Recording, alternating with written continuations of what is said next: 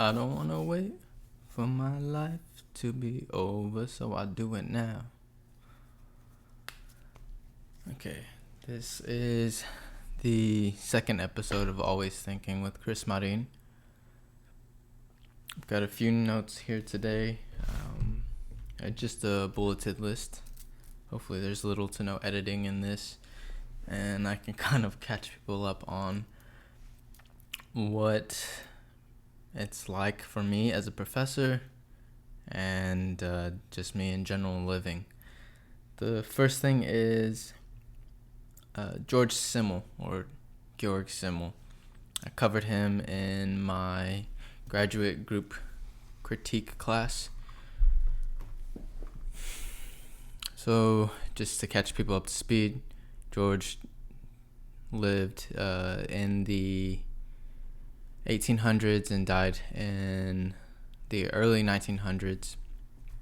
And he was a Jew living, or I guess socially a Jewish person living in Germany. Simmel was unable to hold any full-time tenure position as a professor back in the day, and he's somebody who was on the brink of psychology. So he was like fusing psychology with philosophy as his background. The criticisms I read of Simmel were that maybe his papers were too hard to read, they weren't clear enough, which in The Stranger he has a very abstract way of writing. Of course, with that lends itself to being as more fluid, interpreted in many ways, but I mean the counterpart is obviously it's too vague, too abstract. It's not necessarily concrete rules for sociology, but this is at the cutting edge when it's first being introduced. And the parallels you see he makes in this paper is a very short paper, maybe 5-7 pages long, something like this. Maybe I'm completely off, but it's a very short paper. It talks about the stranger as somebody being near and both, near and approximate, and being near and far. What Simmel is constantly doing throughout the paper is that he's doing that duality. So somebody who is from another land, or rather knows another land, I think it's there's a distinction in the language, and maybe that's lost or aided in translation. But somebody who knows another land and is in another land. What that person does is they hold ground as being some kind of tradesman, that they are able to provide a service that otherwise wouldn't be presented to the people, that they would have to go and travel. So essentially they're acting as, or eliminating the middleman, and that's how they're able to hold their grounds in this like social contract in this society through trade and commerce. Simmel also parallels this example with ideas of the prostitute, and of course relating it back to himself as being socially perceived as a Jewish person. So it's like these outcast people, a Jewish person in Germany, right, during that time period, being perceived as these outcasts, the stranger. I mean, of course, my background automatically lends myself into thinking about the word Chicano. Like I'd listened to a talk by Chich Marin, and he was talking about Chicano as being, or you would read now, Chicano, Chicana, Chicanx. There's a lot of debate about the X, the turning of language, things like that. Like historically, and I'm going off on a tangent, but historically, is that a good thing to change language? Because through language you have control. So it's not an easy conversation to have, nor is it one that I necessarily want to have publicly. Because if you want to look at things, like I said, objectively, and I don't know everything around this subject, but the control of language is the control of the people. So it seems, right? You have people in Canada getting in trouble because they don't have free speech the way we do here in America. You have things like cancel culture, and I believe that term is being morphed or already has morphed into something else. But so Simmel is paralleling, like I said, the stranger, the prostitute, the Jewish person in Germany during this time as being the outcast. Someone who has to exchange, and this is directly thought of in terms of the prostitute, but I think you can find parallels. Someone to exchanging a very personal act and labor for something so impersonal. So that goes back to, I'm going to give you my body, my sex, my love for money, something very impersonal. But now we have things like we have sex workers. It just takes me a while to remember the terminology. And legalizing of prostitution. So that even now today, these things are being formed and reconstructed, an expansion of a definition, a changing of a definition, which is something that we just constantly have to remember, that these things are not set in the stone. So and it's interesting, like, do you evolve? Do you change your idea with what is happening? Is that idea okay? Should you morally continue? And the word morals, I would like to believe that morality is something that is a little more concrete than something like justice, because we have like the criminal justice system, which I first heard it on a podcast before. It was probably through NPR Microphone Check, but the term social justice is like this person, or maybe I heard it on the JRE podcast, but that term justice may not age well. I mean, I have ideas that maybe the by POC, right? You have this idea of calling people of color again. Like, is that something that's good? I don't necessarily understand why you would call me a person of color. I mean, all you did was just flip it and say, instead of saying colored person. But then there's that duality, like, maybe I just want to be called brown, which is something I actually really do. And I think like the 5th grade version of me would have really identified with being called brown. There's maybe like a peak of brownness for me, this idea of pride. But then, you would grow up.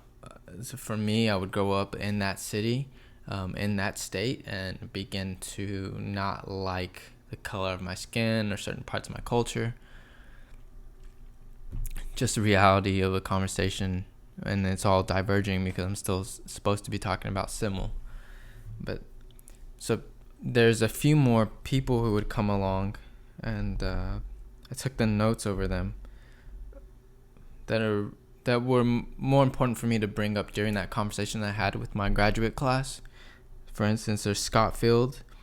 He re-innovated not these as simple groups, but more generally as foci, plural form of focus, that brings people together. Example, grocery store, whether it is an official group or not.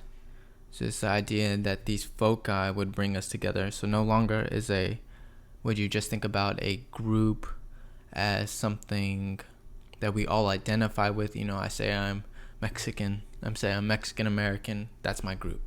Well, the idea is that the neighborhood could be a group.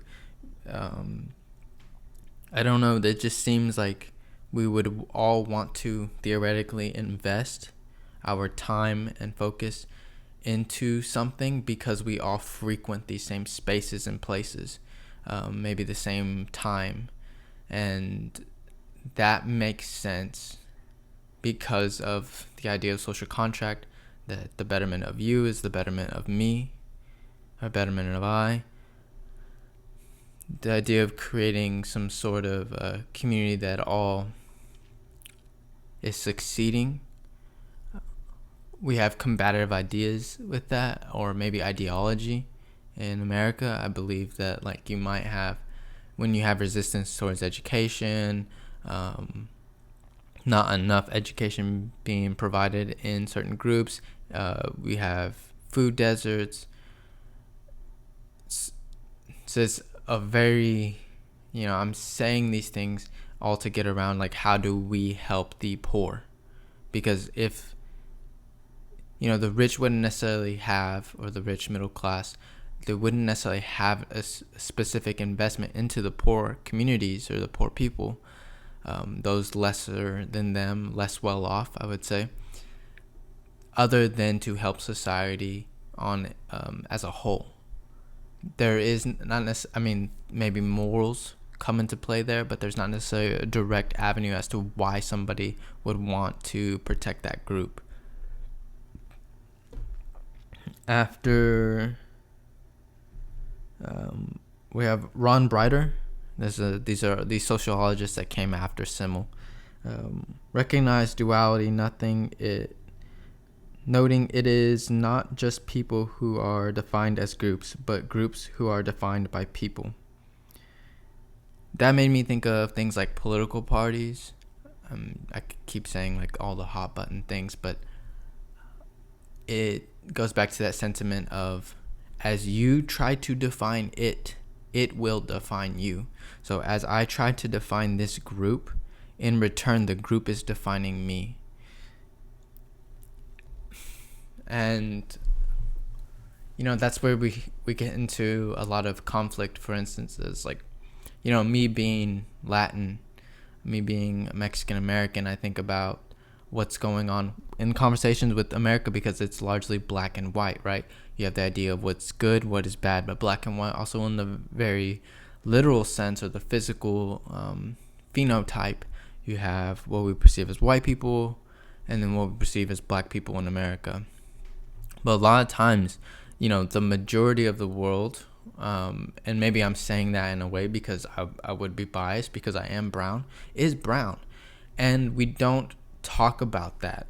Like, how come that conversation is never necessarily brought up, right? It's Hispanic Heritage Month. The word Hispanic actually has a negative connotation or association with it, but we're still using it, and there's not like a push. There's not a push for recognition of what may be a new term or more appropriate term, right? We go from Christopher Columbus Day to Indigenous Day. I just see that there are changes being made in specific areas, and less progress, or there's slower progress in other areas, if there is any. I say less or slower because I would assume that eventually things would get there if we continue as a people in a certain path, in this progression of wanting to tell maybe the stranger, the minority story. By joining so many groups, we have interconnection. There's a sociologist who, and these are people from overseas, from Europe. I believe they're British. His name is Robert Putnam, who wrote Bowling Alone, which was studies people and groups at the beginning of the 20th century and at the end of the 20th century. This paper, or this article, has been criticized because of the fact that while Putnam was studying these things, he was following these groups, like I said, over the beginning and the end of the 20th century. But the problem is that honestly, how could you take into account? He didn't take into account the internet, and how the idea that is that's our new. We're in 2021, but how could he possibly know that back then?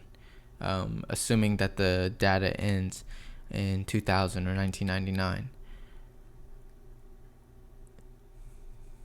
and that he would only follow specific groups. Let's say he follows groups 1 through 10 and sees that they're diminishing over time. This is the idea of bowling alone. That what the British people or psychologists, sociologists, were studying is that why does American democracy work so well? And they really thought or found that it was in the interconnection of the groups. If one person is in X amount of groups, they're finding an interconnection with more people, more groups and more people, and that's how things stayed strong. This like idea of democracy, of freedom. We go back to our like Bill of Rights. That's why it would seem so positive and so different from the outside, somebody from across the pond.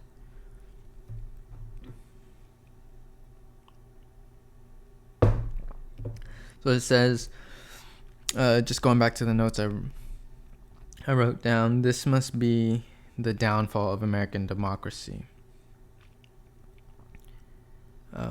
And you begin to look, I know a lot of us know micro and macro, but the middle group is that meso. From my understanding, the meso is going to be more of like foci. It's just small distinctions, I believe, to have. The last thing about Putnam is that if at the end of the 20th century there are fewer people in these same groups, or no people they're in these groups, which would in turn go back to the person. It's like people are in less groups or no groups at all, hence the title Bowling Alone. Then that would be, what does that mean for society itself, right? He's looking at America, but what does that mean if this is the trend? Jumping off of that, what does that mean if we have fewer groups in person? Again, the criticism is that he's only looking at groups 1 through 10 and not looking at groups that started up throughout the century, right? So there are new groups. I imagine, for instance, in colleges, you can start your own group. You can start, you just have to fill out these papers and to become an official recognized group by the university. So he's not taking into account these things that start up. We have things like podcasts, right? I mean, this is all coming at the end and the beginning of the 20th century and into the 21st century. So, of course, there just needs to be more spoken about what Putnam was saying. Back to Simmel. It's just a brief overview. He knows the social type of the stranger, proximity and distance. Lingering, foreignness, coming from somewhere is part of citizenship. They come to the city. Attributes of the stranger: because he is from and knows another place, the stranger can have an objective view. The objective translates to Simmel's idea of freedom. This was something I wanted my class to go more into. Of course, I don't know how much there is to dig. I mean, I have limited thoughts at this time of what Simmel's talking about. I understand there's objectivity in being able to step out of a situation and assess it, especially if you're not as connected. The idea the stranger is the potential wanderer. The wanderer is here today, gone tomorrow. The stranger is here today and stays. Here today and here tomorrow, essentially. So maybe the stranger has like the freedom to get up and leave, so to speak, right? There's like logical things like money, which would prevent you from doing something, or family if you're settled down. No longer you able to make more selfish decisions as you could have in the past. But I just think that freedom comes at, I just feel like it's a different definition. At least that's my read of it as an American.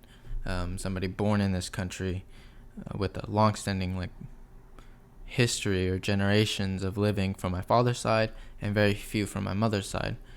And right, like, what do I identify with more? Do I identify with the American side of me that's like 9th, 10th, 11th generation? Or do I focus on what, my mother, I think my grandpa on my mom's side I think he might be American or born in America. Maybe he wasn't. So that either makes me second or third generation American, according to my mother's side. It's just complex, especially because you would think about, that's when things come up like the model minority myth, where like where other minority groups are used. We have like Asian, it's all Asian, but you have like people from the continent of Asia come over here. You have like Indians, right? That's just the distinction I was trying to get at earlier, a few seconds ago, is that they, you hand select, and there's been waves of immigration, but you hand select these doctors, engineers, scientists, and then you look at them and use them as you're saying, well, how come if they can do it in a generation or two, what's wrong with you guys? And specifically speaking to Black and brown Americans. That's the model minority myth. The questions I asked my students, and if you're an artist out there, maybe you'll appreciate some of these, is what is assimilation? What does the face of assimilation look like? Who is the contemporary stranger? This was the hardest question, I believe. And then the one that you're supposed to take back and think about, take it back to the studio and think about it, is why did you choose this art form or your art form? With a little bit more time, not necessarily the most thought into it. Why did I choose painting? Painting seemed so readily available. It seemed like the gradual step up from coloring in a coloring book or drawing on paper. And that's probably why I did it. I saved up money because I was good at art, and I was given, I went to high school as a freshman. I won a state competition in Texas, freshman in high school. So I was 14 years old. We went on a trip to Houston, I believe. And I just wouldn't spend the total allotted money for my lunch and dinner and things like that the school had provided, so I was in the state competition, so they flew us out to Houston, and we spent a couple days there, I want to say, and I took that money back with me to home and went to Walmart and just bought craft paint, not necessarily knowing that I'm not supposed to buy this kind of paint. I should buy other acrylic paints. And I'm sure my parents helped me out in a lot of that. But that, why did I choose that art form? I chose it because it was so easy to get a hold of. And nowadays, I believe that I choose the artwork I'm doing, one, based off of my knowledge, costs. Like now I'm running into problems because ultimately I would like to cast, for instance, for a project that I have in mind, I would like to cast my arm. I would love it if it was shiny metal, and whatever process that involves. But now that I think about it more and more, it's like, well, for a concept, does that make the most sense? I would love it to make the most sense because visually it's so pleasing to me. But should I create a piñata hand? Can I create a piñata mold of my hand, so to speak? The idea that I'm thinking is, can I dip the paper and the hardener, and can I cast my hand in a day? Can I do that with some kind of wax and paper? Just adapting those forms. And at some point, I think it's amazing, and I think it's smart. And at some point, I also don't want to be limited even by part of the culture that I grew up with. I do think, though, that the idea of being limited is really just focusing your attention on a specific thing. And yeah, I do want it to be Mexican. I do want my artwork to have that identity. We had our studio visits for my graduate group critique class, and I also participated. One thing that was a really funny comment I thought was that somebody put I had sophisticated angst. I just busted out laughing. Because of the fact that I would still have angst. I'm 27 years old. It's just hilarious. But it's hilarious because it feels like in some ways I didn't grow up. Like there was a bunch of jokes I wanted to say earlier. Kind of just made a mental note not to like speak it out loud. But there is like something in the work. There's a specific little poem that I want to write. And it will come out and I'll reveal that in due time. But, there is a lot of angst in that. And like I'm using the Eat, Pray, Thug thing from Hims or Himanchu from his album, and using that phrase because I feel like it has, it's funny. Like, what's a guy like me saying thug for?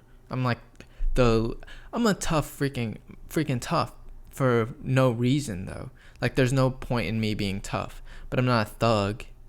No, I'm not a perceived idea of what a thug is.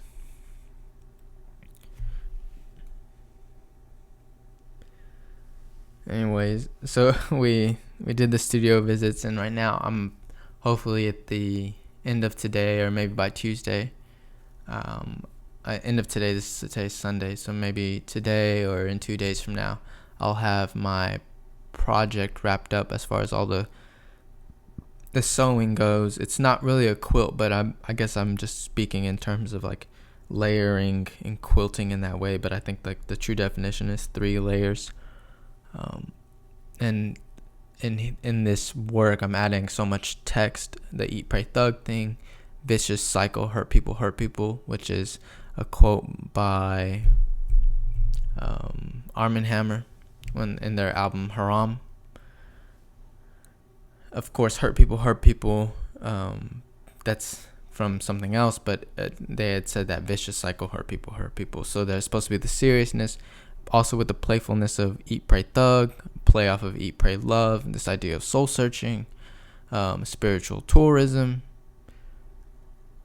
But it has the political tones in the short poem that I have in the front. And like the first line, for example, is, I'm so Mexican, I live with my mama. So if that kind of like sets the tone, there is a lot of playfulness in that. But I'm also, like the last line is the hard hitter. And gets at something that's both political and true, and something we ignore. We meaning the people in my community, the arts, progressive people identifying as being leftist or liberal. We have to make an honest assessment of what's going on. I am a brown body, and like I understand the conversation of black and white, but what we have in America with black bodies is largely what we have around the world with brown bodies. But also, like I said, I came from Texas. It's like, one of my best friends, Carolina, she comes from Florida, Miami, Florida. And it's a totally different culture. Like, they are proud to be themselves. But here at least in Lubbock, Texas, or there in Lubbock, Texas, my hometown, I think you can find that pride sprinkled in. But at least from my experience, from my personal experience, that pride was never necessarily shown proud, or at least it was beaten out of you.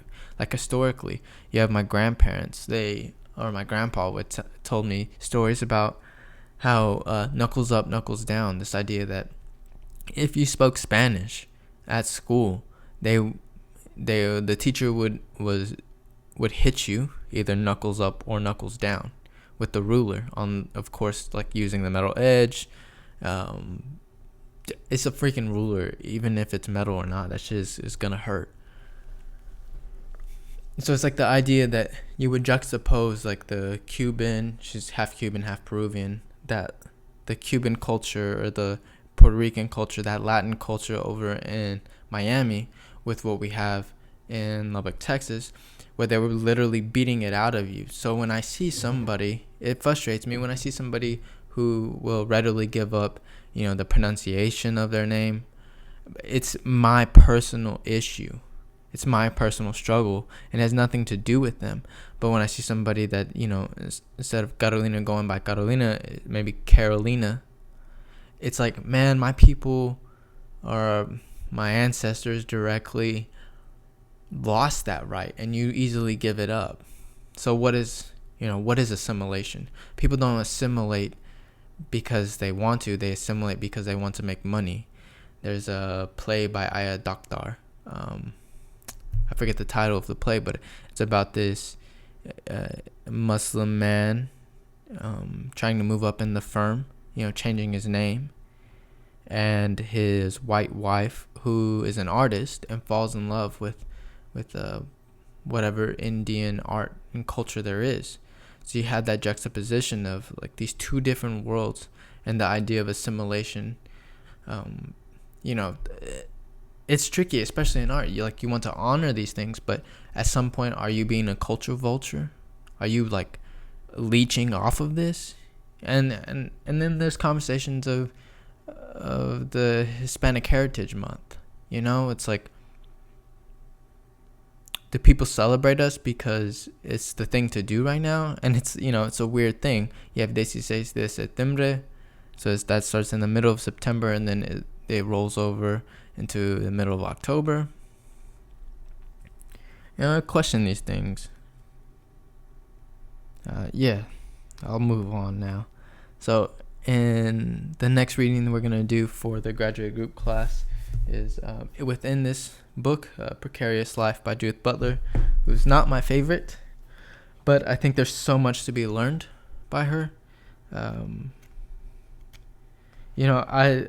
thing I want to say about these art historians, these great writers, is that I wish that sometimes in my mind it seems like I would be more comfortable if they came off in the beginning and said, this is art.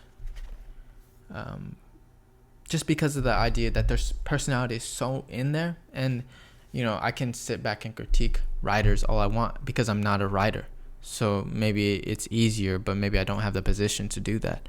I just think as an artist, it's like you're taking liberties.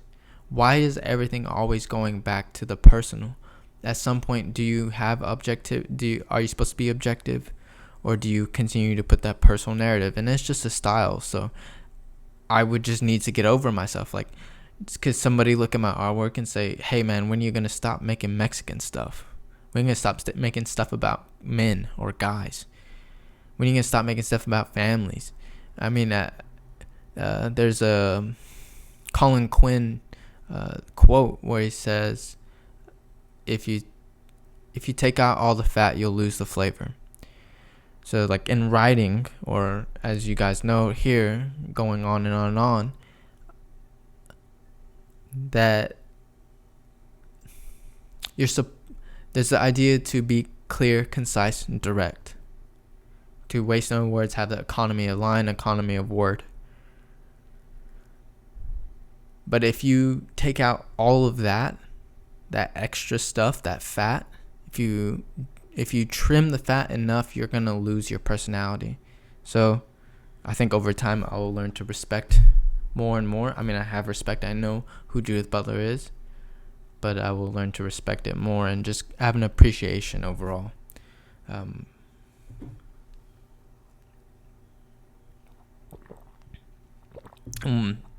Within the last time that I was talking to you guys, I had a conversation with the art historian. I think it was just an off night or a weird night because he was being kind of negative in his perspective a lot, but making jokes I could see as being like the life of the party. One thing that we kind of went back and forth in was because I called one of the grad students' work like highbrow and lowbrow.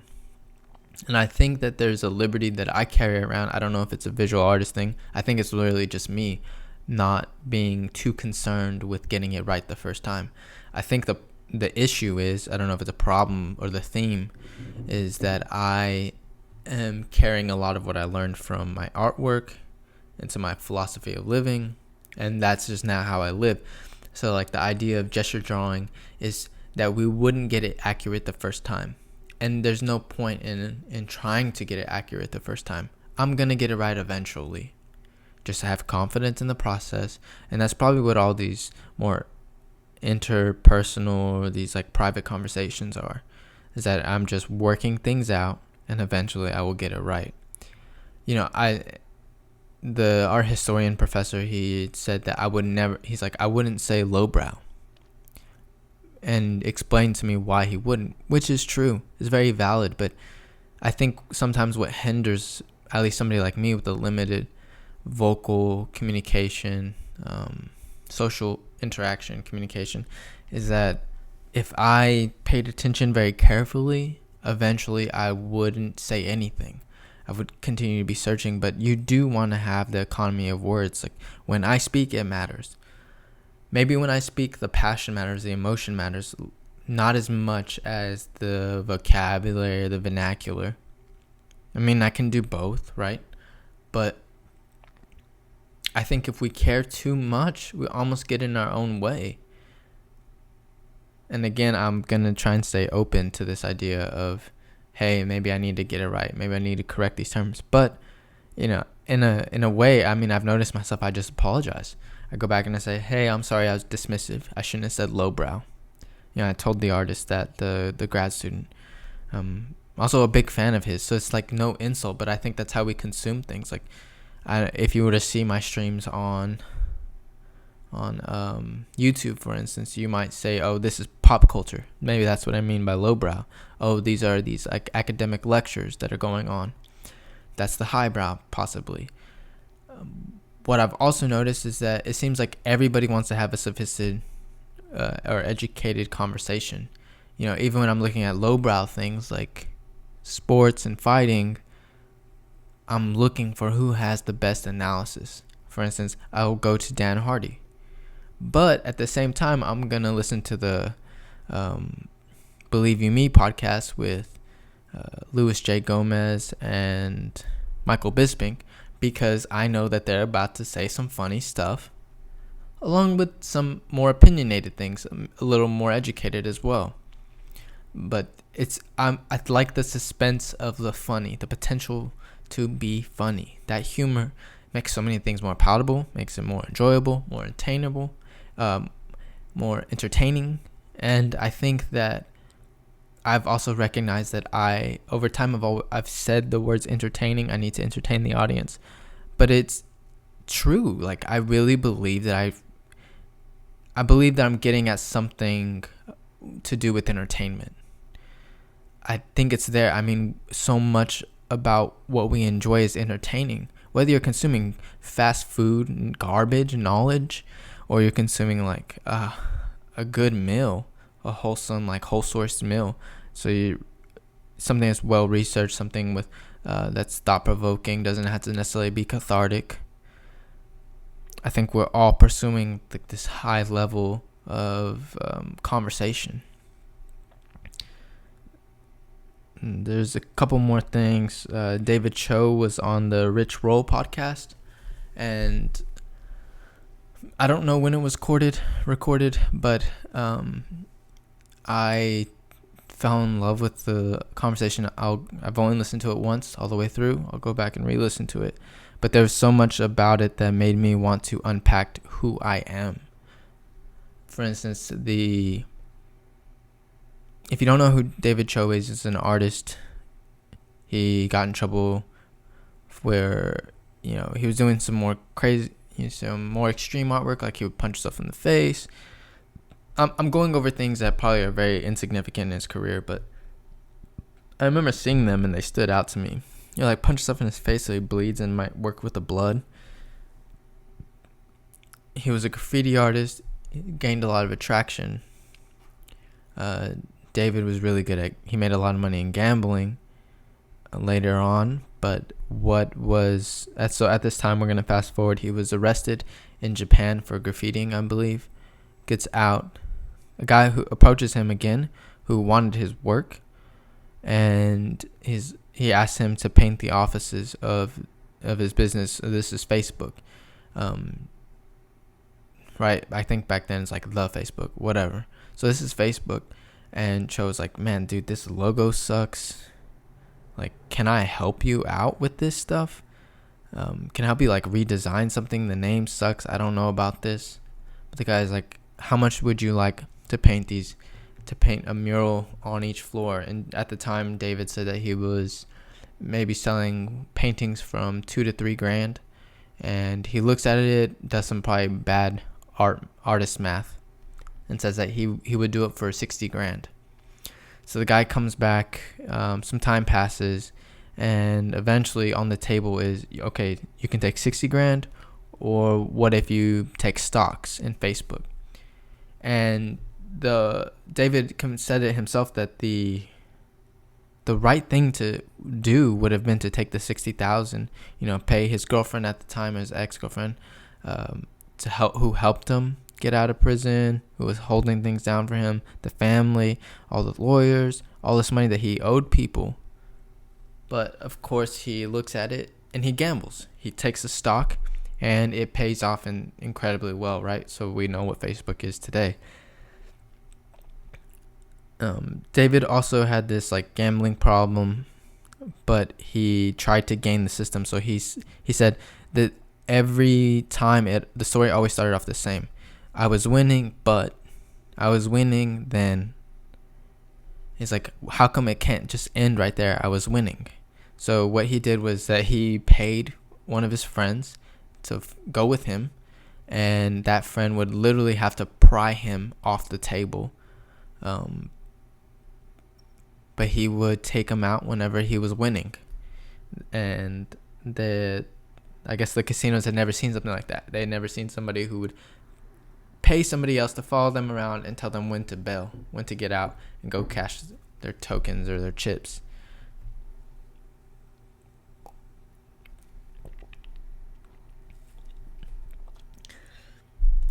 So in his pursuit of trying to get better and clean up his life, David went to a lot of rehabs, a lot of anonymous meetings, and he sat in at these things where he would hear these like more extreme and even horrifying stories. So he couldn't always find this like anonymous group for gamblers. He would have to go to AA, alcoholics, whatever, drug usage, sex addiction, all this stuff.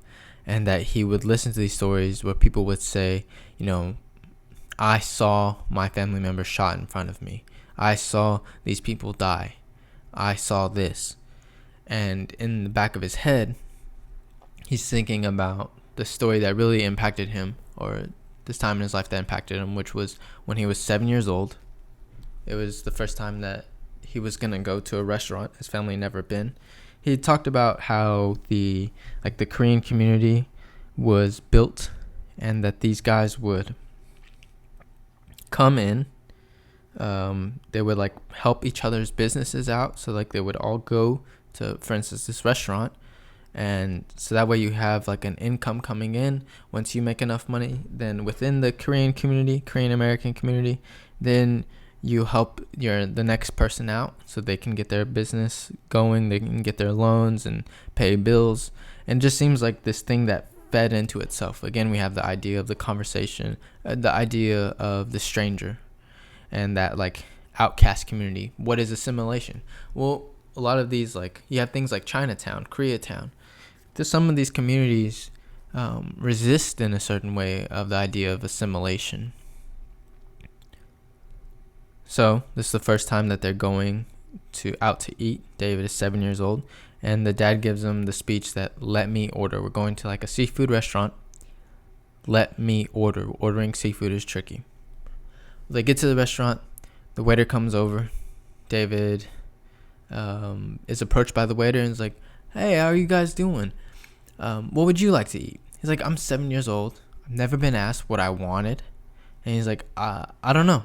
So he's like, well, I don't know if you see, but we got some fresh lobsters in. Would you like one of those? And David agrees. After the dad orders for the family and the waiter leaves, David immediately is getting scolded, like, what the, you idiot. You realize what you did? You knew dad was supposed to order. And immediately, like, the idea of shame came upon David. And he couldn't even enjoy the meal. He said he doesn't even remember how it tasted. He doesn't know if it was delicious or not. That because the family didn't want to be perceived as being cheap, they didn't go up back to the waiter and cancel that order for the lobster. And that David had to sit there and his family was scolding him, saying, we're not leaving until you finish every bit of that. This like idea of shame never got unpacked, especially if you fast forward to David in his life.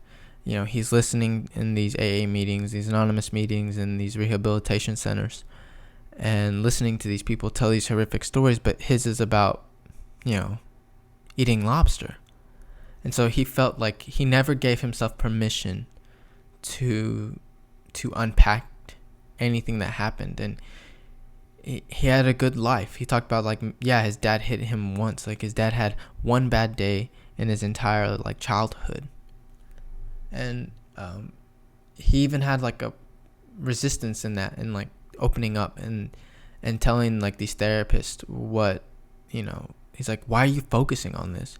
It was one day, that's it. And they said, yeah, but if we don't unpack this, then you're never going to move on. And I think that's so relevant to my life, because I'm thinking about all the crazy trauma I have, or the crazy stories I have. There is trauma. I'm downplaying it.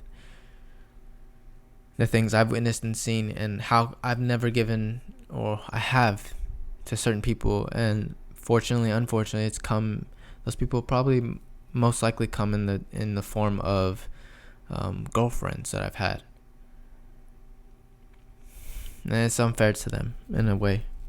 There's a closeness there, but anyways, you know, we don't give ourselves permission to deal with these things, right? Like, I had a grad student who went through this crazy trauma with her landlord and the hurricane. She came, like, I guess her landlord hit her in the face. She came to school with a shiner, and she's older than me, right? It's like too stereotype, too genderize this, right? It's like she's a woman, probably in her mid to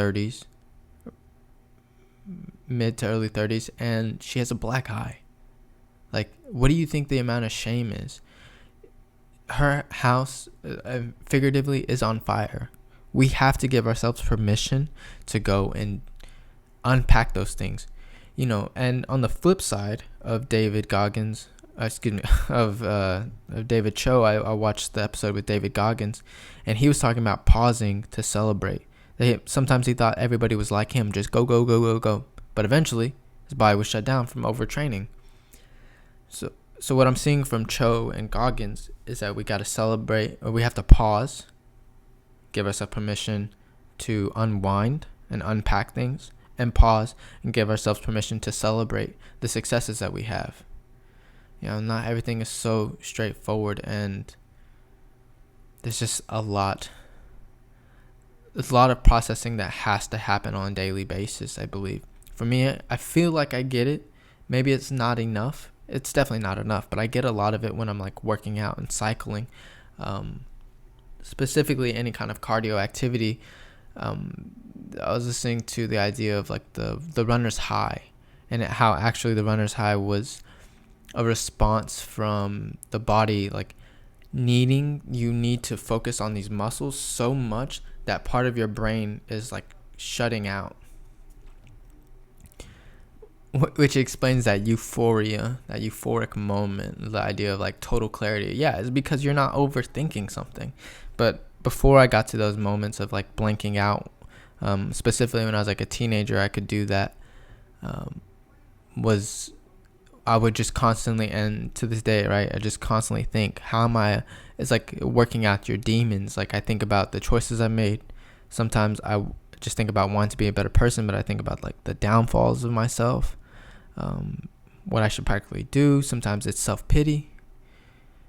Sometimes they are good conversations that I have with myself, but we need that pause. And fortunately for me, I work in the industry of pause, so to speak. Like, creating artwork seems to be pause. Being a professor doesn't necessarily seem to be a pause, but it seems to be a focusing of like a 3-hour studio course twice a week, right? So it's like there is some version or form of just stopping and focusing and being in the moment. David has this thing with workaholism, and I have the same thing. Like, I'm watching these games here at the college, or at least people tailgating and people being around, and I would love to be out there, probably only for like 15 minutes, but there's a part of me that really desires that social interaction, or like the liveliness, the carnival like activity. I want to be excited and pursue that, but at the same time, I just feel like I have to work, and I don't know, is that the immigrant mentality? Is that poor mentality? Is that my introvertedness? It doesn't necessarily always have to be this meta conversation.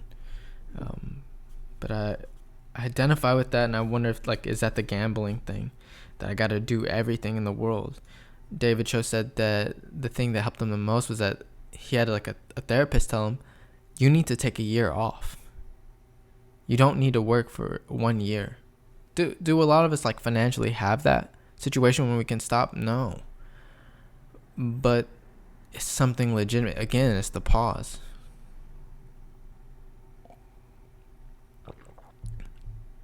Lastly, to wrap up this episode,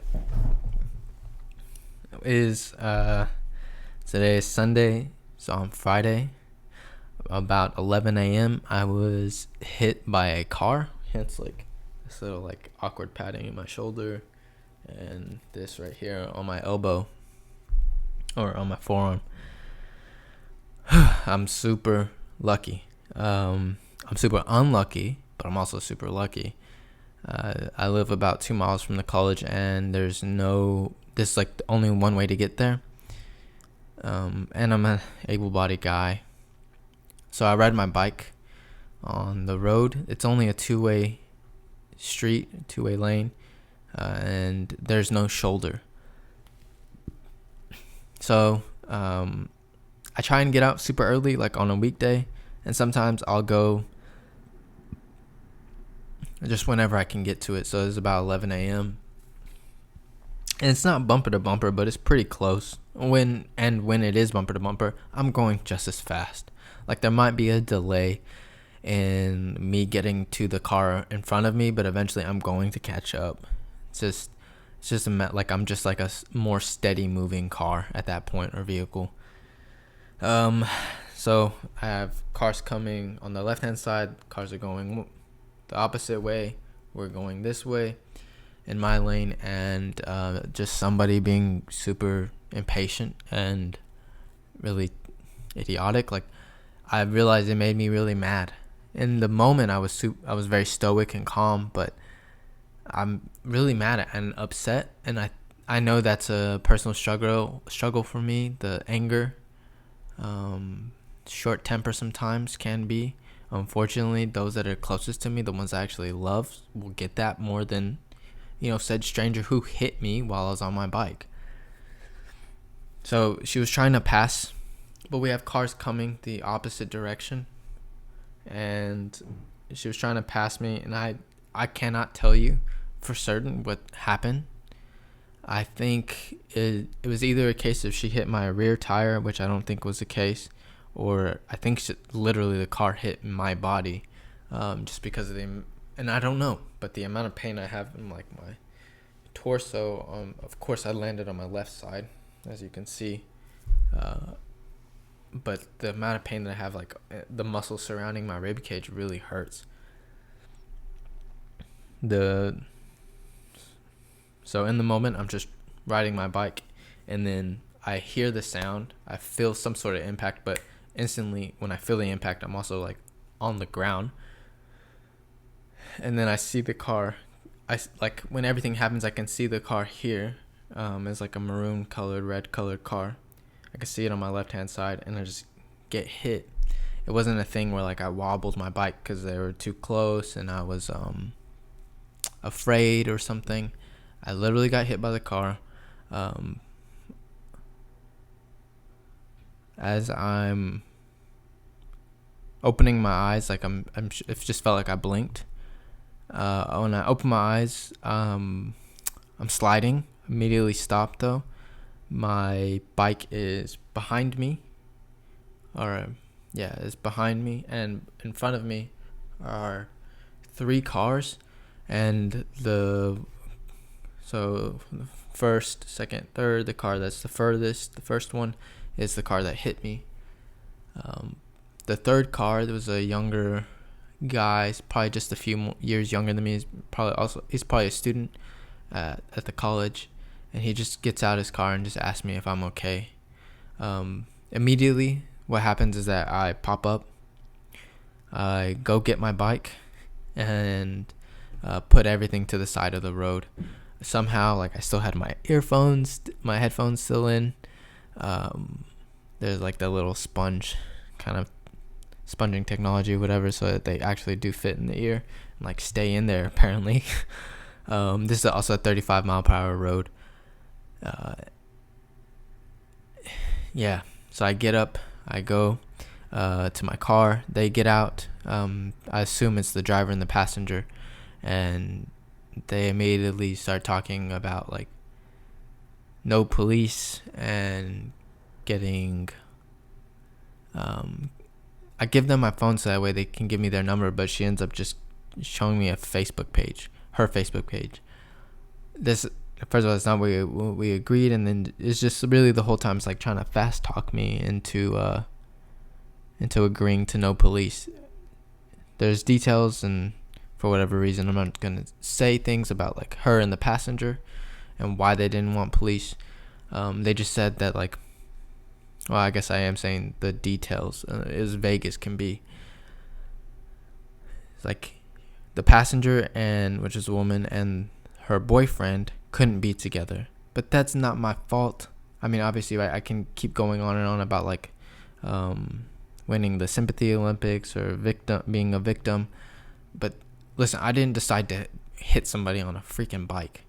And you're just being impatient. You try to squeeze through a space that, obviously, right? Like, I'm still kind of angry. I am angry about it. I'm mad about it. I'm just really upset. I mean, I'm banged up. They just offered me a ride. Logically, there's no way that they were gonna. It's like a real small SUV. It's a real small car, and there's no way that I could even put my bike in there. Like, I don't even know if they have enough room for another person. I'm bleeding. They're like focusing on the blood that's like running down my leg from my knee. And you couldn't see just because I still had the shirt covering it, but like I have a nasty road rash on my shoulder. They did try and touch my head and like see if I was bleeding from there. Luckily, I'm not, but it definitely knocked my head on the ground, and I was surprised that like the fabric of my hat didn't rub off or anything, and it wasn't burned. But there's like a lot of things, like my backpack was kind of messed up, this and that. While they're talking to me, a citizen in a truck pulls up and is like, I'm calling 911. You guys aren't leaving. The 2 women automatically get mad, and they're like, no police need to be involved. This whole time it's like, I didn't necessarily agree to that. I'm also like just trying to collect my wits, and you guys are freaking trying to fast talk me into this. But it's like, first, you're not offering me anything. You're just offering me a ride. You're not offering me like money to repair my bike, it's a 2011 10 speed. But I gotta get this stuff repaired. My body's jacked up. While that guy's like on the phone talking to police, boom, my front tire pops and he gets really scared. It's fun. he was in a bigger truck, which is like funny that he like got really scared. But I mean, obviously, right? Maybe it sounds like he's thinking maybe like a gun or something.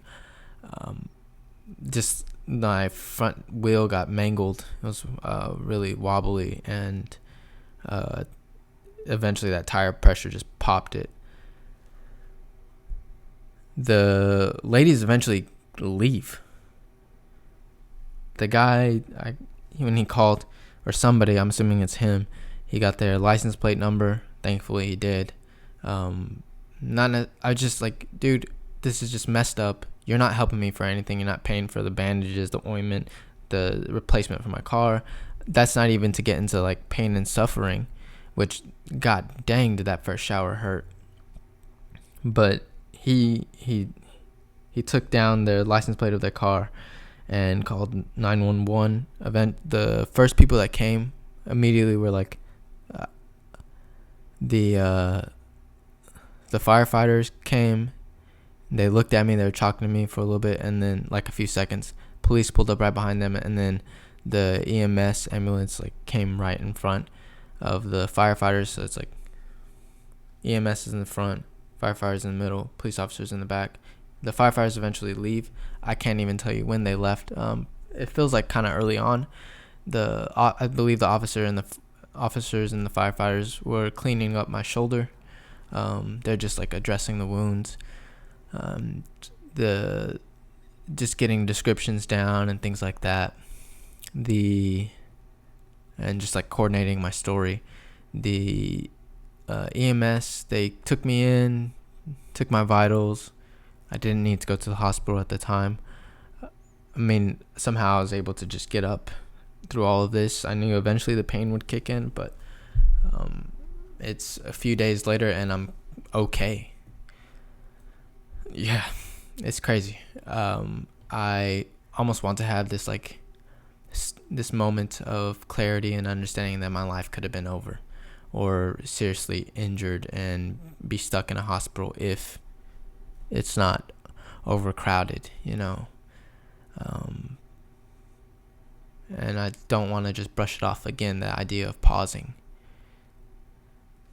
I signed the waiver, took the recorded documentation saying I didn't need to go to the hospital, and the officers were really cool with me. I mean, they're as cool as they can be.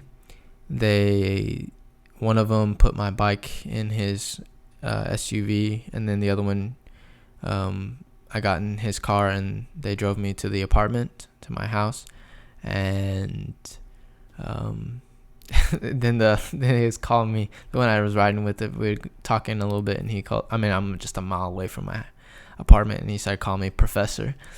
It's just funny. I know, just ridiculously young looking, and I am young. The guys were super cool to me.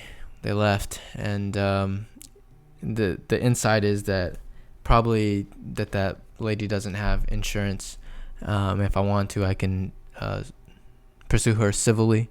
They're like a civil lawsuit, but my gist is that it's not worth it, especially if they're like, what settlement is there going to be? How much legal troubles am I going to have to go through? And that's like a case of somebody freaking hit me with their car while I'm on my bike, and like, what is justice in that way? A legal form of justice, or like, it's just all this money that is going to be shoveled out is me, and I'm the one that's hurt, and I'm the one that's dealing with the pain.